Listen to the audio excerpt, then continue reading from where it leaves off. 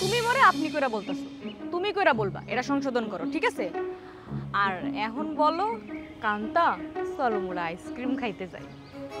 কান্তা চলেন আমরা না কান্তা চলো আইসক্রিম খাই। এবার হাতটা ধরো। এ কেমনে ধরছো? ভালো করে ধরো, সুন্দর করে ধরো না। এইবার ঠিক আছে, চলো। তুমিও না কি যে করো, ছাড়ো। আসসালামু আলাইকুম চাচা। থাক থাক বাবা, আর সালাম করতে হবে না। এই আদব কায়দার সিটেবোর্ডটাও যদি আমার ভাইজিটার মধ্যে থাকতো তাহলে ওরে আমার বাসা নিয়ে যেতে আমার কোনো সমস্যাই হতো না, আর তোমারও আমি জামাই আদর করতে পারতাম। তা তোমার নাম কি বাবা? আমার নাম হচ্ছে সাইফুল। বাহ, সুন্দর নাম তো। তা তোমরা বিয়ে করছো কতদিন হইল? এই কোনটা আজকে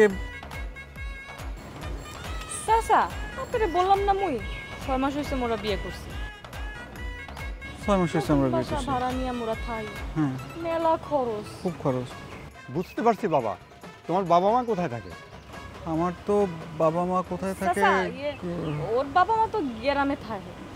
তাহলে এক কাজ করো, তুমি তোমার বাবা মারে নিয়ে একদিন আমার বাসায় আসো। কান্তার তো কিছু পাওনা আছে আমার কাছে, আমি সেটা তোমার সামনেই তোমার বুঝাই দিতে চাই। তুমি বোধহয় সেটা জানো। কিসের পাওনা?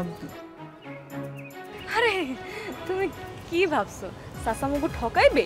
একটু ঠকাইবে না। চাচা মেলা ভালো মানুষ, মুগো ঠকাইবে না, বুঝছো?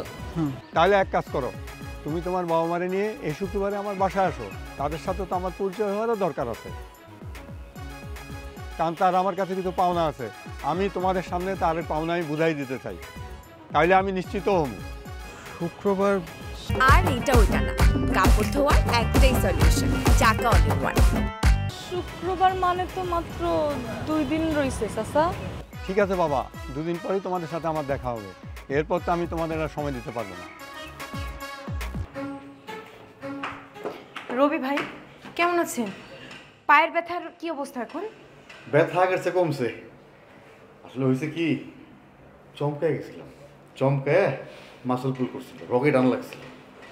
যে শব্দ হয়েছে ভাই, আমরা উপরে থেকেই তো ভয় পাইছি, আর আপনি তো ওখানেই ছিলেন, তাহলে আপনার অবস্থাটা কি বুঝতেই পারতেছি। আমার এই বিষয়টা খুব ভালো লাগতেছে যে তুমি যে আমার ব্যথা নিয়ে কনসার্ন আছো। আহা, কি বলেন, আমাদের কিছু হলে আপনারা খোঁজ খবর নেন না? হ্যাঁ তা তো নেই, আমরা ঝগড়া করি যাই করি না কেন, আসলে আমরা তো প্রতিবেশী। শোনেন, এই ভূতার সাথে কিন্তু এক হিসেবে ভালোই হয়েছে, আপনাদের সাথে এখন কিন্তু আমাদের আর তেমন ঝগড়াঝাটি হচ্ছে না। আরে ভূত বললে হালকা হালকা মনে হয়, জিন বলবা, জিন বললে বিষয়টা অনেক ভারী মনে হয়। এটা এখন জিনের আস্তানা, পীর বাবা নাজমুলের দরগা। হ্যাঁ, একটু রেসপেক্ট নিয়ে কথা বলতে হবে। অবশ্যই। আজকে আপনাদের কোনো ক্লায়েন্ট আসে নাই? না, এখনো পর্যন্ত আসে নাই। তাইলে তো নাজমুল ভাই মানে আমাদের পীর সাহেবের অ্যাক্টিভিটিও কমে যাচ্ছে। এইভাবে চলতে থাকলে তো হবে না। আরে তুমি বলতেছো অ্যাক্টিভিটি কমে গেছে? হ্যাঁ, একটু আগে আমাদের কাকন ভাইয়ের সাথে যা ঘটলো, কাকন ভাইয়ের তো মুখ বন্ধ হয়ে গেছে। কি বলেন, গলা দিয়ে শব্দ বেরোচ্ছে না? আরে আমি তো সেই সমস্যার কথা বলি নাই, মানে এমন একটা ঘটনা ঘটছে সে একদম তবদা খেয়ে গেছে। না আনছে ওই যে ওই, না বলা যাবে না, একটু সেন্সিটিভ জিনিস। তবে যাই বলো, দিনে দিনে আমাদের নাজমুল ভাই, হ্যাঁ, যেই জিল্লা দেখাইতেছে, হ্যাঁ, অসাধারণ। ওই যে স্ট্যালিন ভাই, সে তো একেবারে নাজমুল ভাই সামনে এসে বসে গেছে। তাই নাকি? তাইলে এখন আমাকেও নিয়ে চলেন। কোথায়?